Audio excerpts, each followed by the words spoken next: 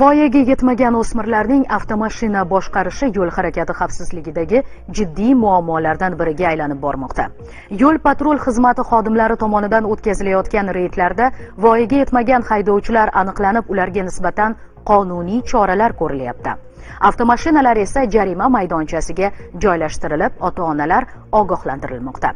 Batafsil ma'lumotlar muxbirimiz Gulya Xadva reportajida.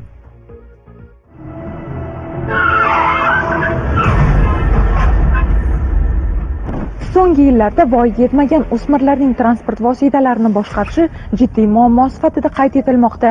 Bu holat nafaqat o'smirlarning, balki yo'l harakati ishtirokchilarining ham hayoti uchun xavfli bo'lishi mumkin.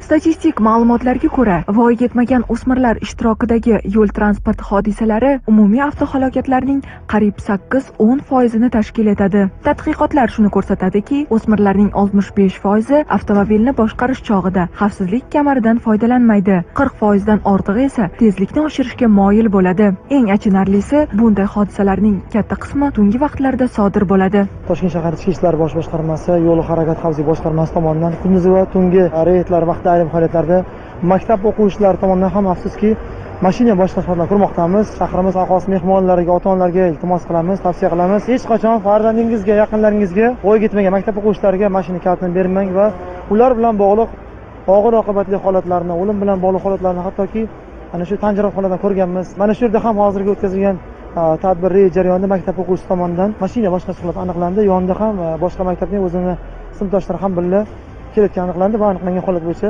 albatta qonuniy chora ko'rilib, jazo muqarrar ta'minlanadi. Yo'l patrul xizmati xodimlari tomonidan olib borilayotgan reydlar davomida har yili minglab voyaga yetmagan o'smirlarning rol boshqarayotgani aniqlanmoqda.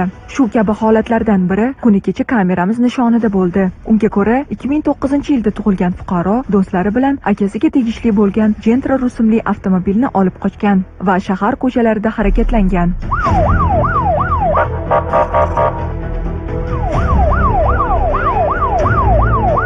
Nima haqqingiz bor mashina boshqarishga? Lekin g'alati. Nima haqqingiz bor mashina boshqarishga? Hali yoshsiz, voyaga yetmagansiz. Necha yil to'ldingiz? 16. To'ldimi, to'lmaysizmi? Endi. Hali voyaga yetmagansiz-ku. Uzr aka.